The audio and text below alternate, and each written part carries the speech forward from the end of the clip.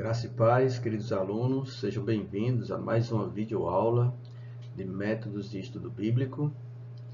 E esta videoaula, ela é um acréscimo sobre o método sintético, onde eu estarei trazendo dois exemplos de usando um livro do Novo Testamento e um outro livro do Antigo Testamento. Na última videoaula, no final da videoaula, eu mencionei sobre a avaliação, mas depois percebi que havia necessidade de nós termos a experiência de construir um método de estudo bíblico sintético, passo a passo.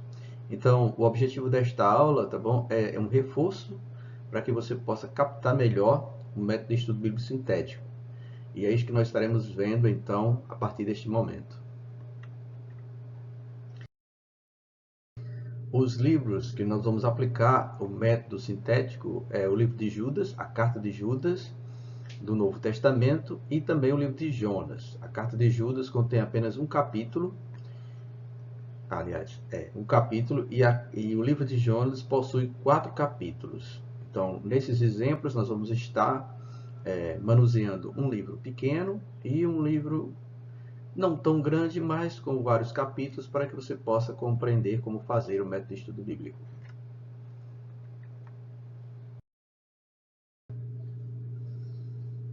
Então vamos ao método sintético na carta de Judas, tá bom? A carta de Judas, ela é vizinha ao livro de Apocalipse, então é necessário que você esteja em mãos com a Bíblia aberta, ao lado do seu caderno, para que você possa anotar, tá bom?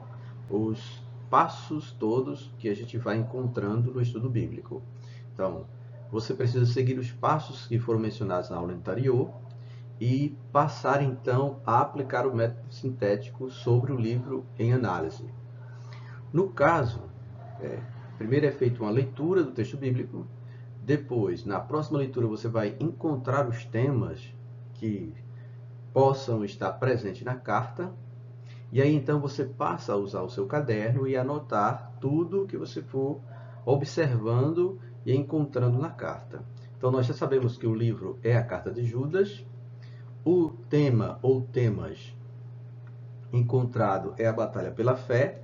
Isso nós vamos encontrar, você com sua Bíblia em mão pode checar isso também, tá bom? No verso de número 3, ele vai falar sobre que empregava diligência para escrever acerca da comum salvação, mas ele sentiu-se obrigado a corresponder-se, exortando-os a batalhar diligentemente pela fé. Então, o intuito da carta é uma exortação a batalhar pela fé. Então, o tema é a batalha da fé. Então, a gente resumiu isso, tá bom, no tema. E agora vamos pensar no parágrafo. E olhando para a própria carta, nós vamos observar que o primeiro parágrafo, ele é composto dos versos 1 e 2. Logo de imediato nós vemos isso. E o que é que nós encontramos no verso 1 e 2? Nós vamos encontrar no verso 1 e 2 uma saudação, que é o próprio Judas falando, que ele é servo de Jesus Cristo, que é irmão de Tiago. Vamos encontrar também os destinatários, que no caso são os amados em Deus, são os crentes que são amados no Senhor, são guardados em Jesus Cristo, e ele deseja a paz, a misericórdia e o amor que sejam multiplicados sobre esses irmãos. Isso é o que nós encontramos neste parágrafo. Aí, caminhando na carta, nós vamos para o parágrafo 2. O parágrafo 2, você vai observar na sua Bíblia, ele vai começar no verso 3 e vai até o verso de número 4. Então, aqui, quando nós lemos, tá bom? Nós vamos encontrar o propósito pelo qual ele está escrevendo e a razão pelo qual ele está escrevendo esta carta. E aí, quando lemos, fica claro, tá bom? Que é uma exortação a batalhar pela fé contra os falsos crentes, ou falsos mestres, ou um falso cristão, aquele que se adentrou na igreja e que está desvirtuando-se da genuína fé, ou desviando-se da sã doutrina, ou corrompendo a sã doutrina. É isso que ele está tratando aqui neste verso 3 e 4. Aí, caminhando, olhando novamente para a carta, nós vamos observar que o próximo próximo parágrafo, o terceiro parágrafo, vai do verso 5 até o verso número 7. Do verso 5 ao verso 7, o que é que nós vamos encontrar aqui? Judas, ele vai lembrar aos irmãos de 3 juízos que Deus executou sobre aqueles que pecaram, ou aqueles que andaram de forma desordenada, ou não guardando os preceitos do Senhor. E que juízos são esses que nós podemos encontrar nestes versos? Bem, nós vamos ver primeiro a destruição dos incrédulos após a libertação do Egito.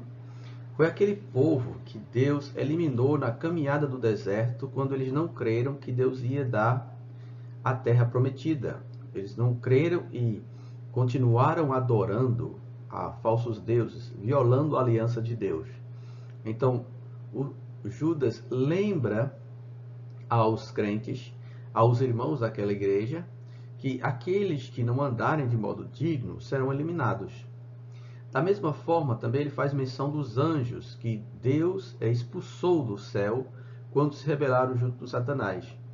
No livro de Apocalipse vai retratar sobre isso, que Satanás foi expulso e a terça parte dos anjos seguiu ele, por causa da sua rebeldia. E o outro exemplo são as cidades de Sodoma e Gomorra. As cidades de Sodoma e Gomorra foram destruídas em Gênesis, capítulo 18, 19, quando Deus vem até Abraão e anuncia que vai destruir essas cidades por conta do pecado da imoralidade sexual que havia ali. E Judas menciona sobre isso, eles foram destruídos por causa disto. Então, ele lembra do juízo de Deus contra o pecado neste parágrafo, nos versos 5 ao verso 7. Continuando então,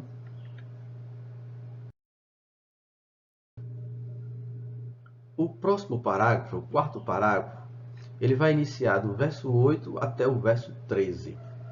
E desse verso 8 até o verso 13, o que vamos encontrar aqui quando lemos os versos é uma descrição dos falsos mestres.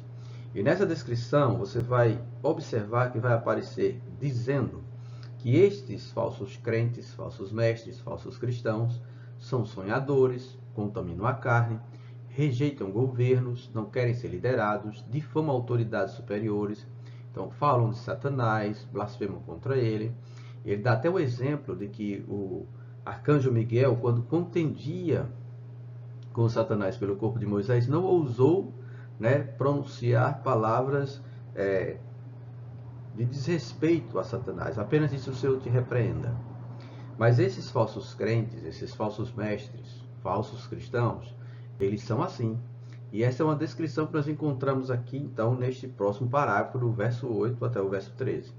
Então, observe até aqui que o que nós estamos fazendo, tá bom? É apenas sintetizando o conteúdo do livro, para que na próxima vez que eu estiver pesquisando ou querer relembrar algo do livro, eu possa apenas ler o meu estudo sintético e eu vou ter ideia do que eu encontrar naquela carta ou naquele livro que eu fiz o estudo do método sintético. O próximo parágrafo, o quinto parágrafo, ele vai ter início do verso 14 até o verso 16. Aí do verso 14 ao verso 16, nós vamos encontrar também aqui uma exortação ao juízo, uma lembrança de juízo, né? E outros traços das características desses falsos crentes. E agora aparece, então, a questão deles serem murmuradores, descontentes, andam segundo suas paixões, são arrogantes, são aduladores também. Então, isso é o que está descrito neste parágrafo, do verso 14 ao 16. Deus, por meio de Judas, fala que haverá um juízo, que haverá uma sentença de juízo contra esses falsos crentes, e aponta mais características para que você possa identificar um falso crente e saber quem são esses que estão no seio da igreja. O próximo parágrafo, o parágrafo 6º, vai do verso 17 ao verso 23, e neste parágrafo que a gente vai encontrar mais uma descrição dos falsos crentes. Ele vai falar novamente que eles andam escarnecendo e andam segundo as suas ímpias paixões, eles promovem divisões, são sensuais, não tem o Espírito. Então, se não tem o Espírito, ele não é um crente verdadeiro. É isso que Paulo também diz na carta aos Romanos. Então, nós temos isso aqui neste parágrafo. E ele fala, tá bom? Para que os irmãos possam permanecer firmes na fé santíssima, ou seja, na sã doutrina. E exorta também a que os irmãos ajudem outros irmãos que estão fracos na fé. Porque tem alguns irmãos que ainda precisam crescer mais no conhecimento da palavra e na sã doutrina. Então, esses irmãos precisam ser ajudados. É diferente de um irmão que já está caminhando há bastante tempo, que se desviou da verdade e realmente não quer seguir a sã doutrina. Então, esta é a exortação que nós encontramos aqui nesse 6º parágrafo. E, por fim, nós temos o 7º parágrafo, que vai do verso 24 ao verso 25. E esse final, porque é o final da carta, o que ele vai trazer uma saudação final, tá? E uma exultação ao Deus preservador daqueles que creem, dos crentes. Então, ele fala sobre isso, não é? Ele exalta a Deus que guarda os crentes e preserva os crentes no caminho da verdade. Que nós chamamos da perseverança dos santos. Então, este, irmãos, é o método sintético aplicado à carta de Judas. Então, aqui está pronto o meu livro, aliás, o meu estudo. E agora que eu fiz, eu posso organizar isso bem detalhadamente no meu caderno. Posso também digitar isso em computador, e imprimir e deixar guardado para que eu possa fazer uso posteriormente. Em uma sala de aula, em uma group, tá? Em uma escola bíblica, ou até mesmo discipulando alguém. Mas aí você já vai ter em mão um resumo do livro que você analisou através do método sintético. Vamos partir agora para o próximo exemplo.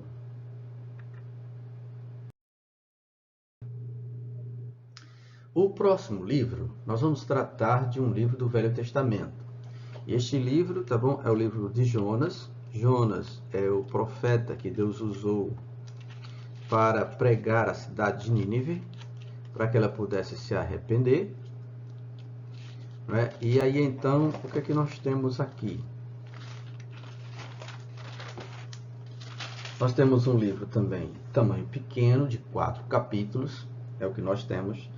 E nós vamos fazer, então, a aplicação do método sintético sobre este livro, tá?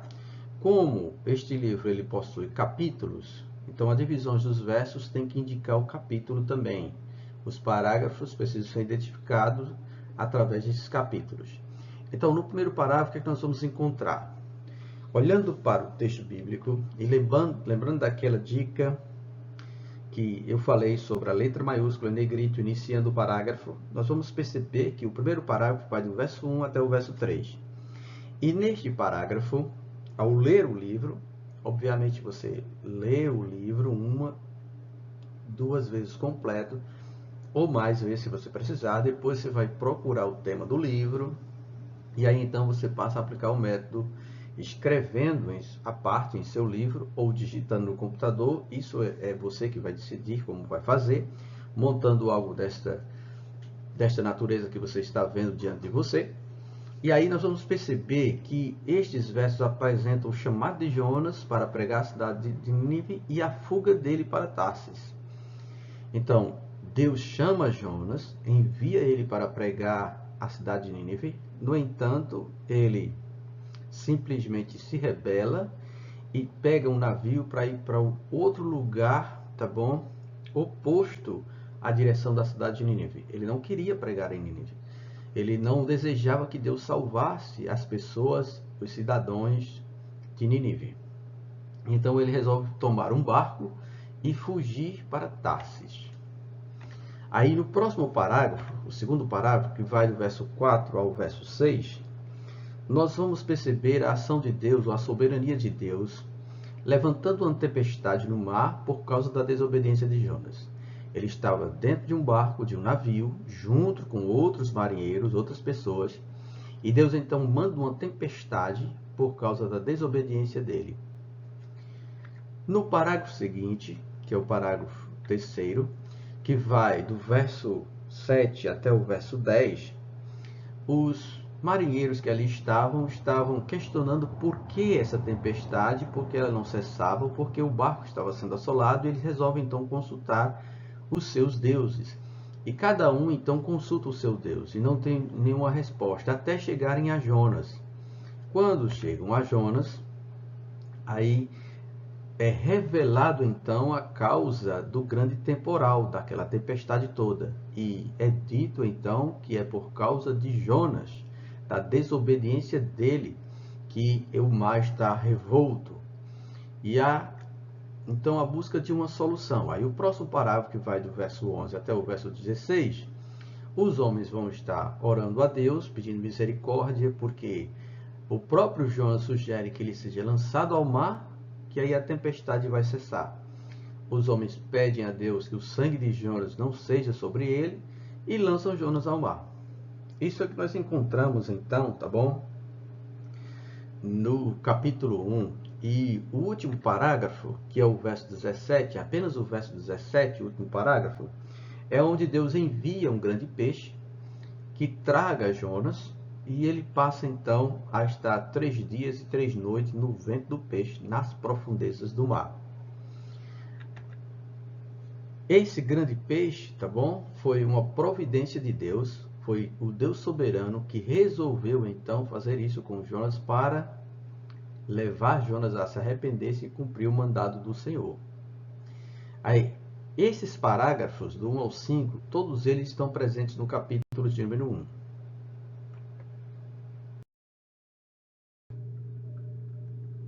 Prosseguindo então, o próximo capítulo, o próximo parágrafo, o 6º parágrafo, já entra no capítulo 2.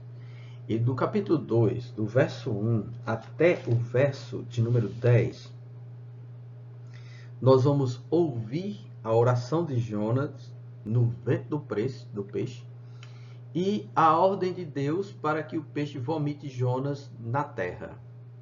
Então, isso é o que nós encontramos apenas no capítulo 2. Então, observe que, como é um método sintético, eu não vou dar detalhes da oração de Jonas. Eu apenas vou mencionar que encontrei ali ele orando. Se fosse um outro estudo bíblico, um método de estudo analítico, aí eu poderia, então, estar analisando tudo que foi dito por Jonas em sua oração. Mas, como é um método sintético, eu apenas simplifiquei o que foi encontrado neste parágrafo, nesse 6º parágrafo, que vai do capítulo 2, do verso 1 até o verso 10. O próximo parágrafo, o 7º parágrafo, já entra no capítulo 3. E do verso 1 ao verso 4, nós vamos encontrar, então, que Deus novamente envia Jonas à cidade de Nínive para lhe pregar. E aí há um relato que Jonas percorreu a cidade, né, em caminho de um dia, e ele pregando que daqui a 40 dias Nínive seria destruída. Daqui a 40 dias Nínive seria destruída. E aí o que acontece então? O próximo parágrafo, que vai do verso 5 ao 9, vai falar sobre o arrependimento e a conversão dos ninivitas. O povo ouve a pregação de Jonas, se arrepende, pratica o jejum, o rei faz um decreto, e até os animais entram também nesta campanha de arrependimento, né? Passam também a não serem alimentados por alguns dias, para que Deus, porventura, não venha a subjugar, a destruir a cidade de Nínive. E o povo então dá ouvidos à pregação de Jonas, se arrepende e se converte dos seus maus caminhos. E Deus, no próximo parágrafo, que é o verso 10 apenas, tá? Não julga a cidade como ele havia dito pelo profeta que ia destruí-la. Então Deus se arrepende do mal que iria fazer, porque houve arrependimento dos ninivitas, e Deus então resolve usar de misericórdia para com eles. Prosseguindo então, no nosso 10º parágrafo no livro, ele vai começar no capítulo 4 e vai do verso 1 até o verso 5. E nestes versos nós vamos encontrar Jonas irado pela misericórdia de Deus. Ele chega até a pedir a morte. E é isso que está descrito neste parágrafo, que vai do verso 1 até o 25, ao verso 5. Jonas se ira, porque Deus foi misericordioso com os ninivitas, e ele pede até para si a morte. O próximo parágrafo, que vai do verso 6 até o verso 11, vai mostrar uma lição de Deus para o profeta. Deus, então, faz com que nasça uma planta que produza sombra para Jonas, porque ele está em um lugar à parte da cidade, observando se Deus iria destruir a cidade. E como o sol estava escaldante, essa planta trouxe sombra sobre ele, trouxe refrigério sobre ele. Depois Deus então envia, né? Deus envia um verme que destrói a planta e Jonas se ira com isso. E aí Deus então fala para ele: se você ficou desse jeito com a planta, que você nem plantou, nem fez ela brotar, não poderia eu ter misericórdia de um povo que não sabe discernir entre a mão esquerda e a mão direita? Então, essa foi a lição que Deus deu a Jonas, ao profeta Jonas, ao exercer sua misericórdia sobre os ímpios que se arrependem do seu mau caminho. Então, aqui está, irmãos, o método sintético aplicado a um livro de vários capítulos. Se fosse outro livro que tivesse mais capítulos, nós íamos prosseguir, tá bom? Parágrafo 12, 13, 14, olhando os versos que compõem cada parágrafo e procurando sintetizar o conteúdo destes parágrafos. E assim nós prosseguimos até o final do livro. Eu espero que vocês tenham entendido.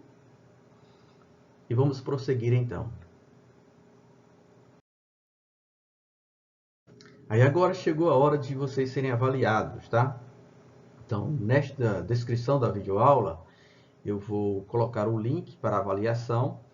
Este link, ele já havia sido postado na videoaula anterior, mas eu vou alterar a videoaula anterior, vou remover o link de lá e vou colocar nesta videoaula para que vocês possam, então, realizar esta avaliação e enviá-la para que possa haver correção do vosso trabalho, tá bom? Deus abençoe e até a próxima aula, se Deus assim nos permitir.